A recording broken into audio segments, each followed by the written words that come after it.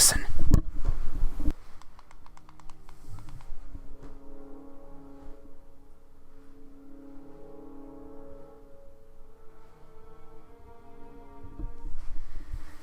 That is the song from Panic Room.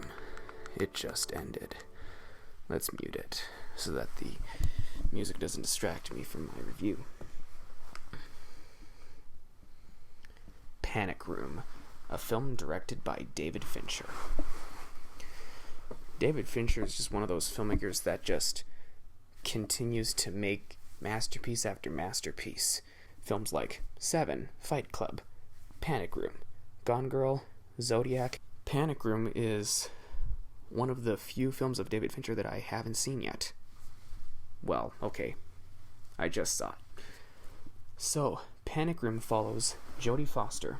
This woman, she has just been divorced, and she now lives in this giant mansion/suite in New York City with her type 1 diabetic daughter, played by Twilight actress Kristen Stewart. This was also the big break for Kristen Stewart, by the way, for Twilight fans out there. And fresh out of Requiem for a Dream, it also stars Jared Leto and two other robbers, played by Forrest Whitaker and another character who plays Raoul. So, what is Panic Room? What makes it so special? What makes it iconic? Maybe not iconic, but what makes it unique? Well, one of the things that I found fascinating is that it's a movie that takes place mainly in one room, the Panic Room, because three men break into their new place.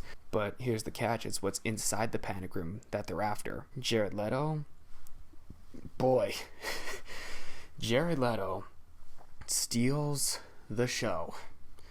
Mainly because he's very over the top in this film. He's like Nicolas Cage. He's just like, can you get any more messed up than that? You know, that's what Jared Leto's like in this movie. And another thing is, one thing I did not expect from Panic Room was that it was kind of funny, because the three burglars argue throughout most of the film to the point where I kind of laugh, where I'm like, this is supposed to be a suspense thriller, but it's kind of funny. Well, I mean, don't get me wrong, it is a suspense thriller, and it does live up to that suspense.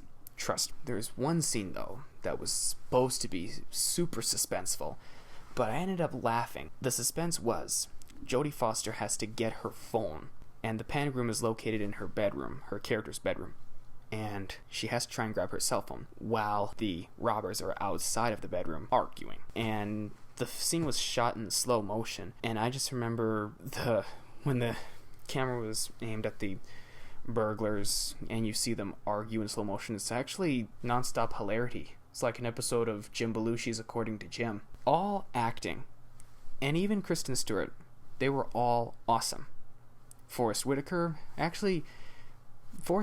and Jared Leto steal the show. I actually have to admit that. And the thing about the characters that Forrest Whitaker plays, either you like him, you hate him, or you don't like him at all. Well, in this movie, you learn to like Forrest Whitaker's character. He's got a bit of a heart of gold, this character. He doesn't want to harm people inside the building. He just wants the money. He wants to leave them alone. He's just in it for the money. And you see that in this film. He's like, we're not gonna kill people. I just want my money so we can get out of here. But Jared Leto and Raoul, all they care about is money and mayhem. David Fincher's just an awesome director. Can he just win an Academy Award already? I mean, why did The Social Network have to lose to The King's Speech? Anyway, I really do like David Fincher's work, and, I'm actually going to say 8 out of 10 film cameras, because I think it would have been better if there was a little bit less arguing and more suspense. The arguing was just happening so much to the point where it was, like I said, becoming comical.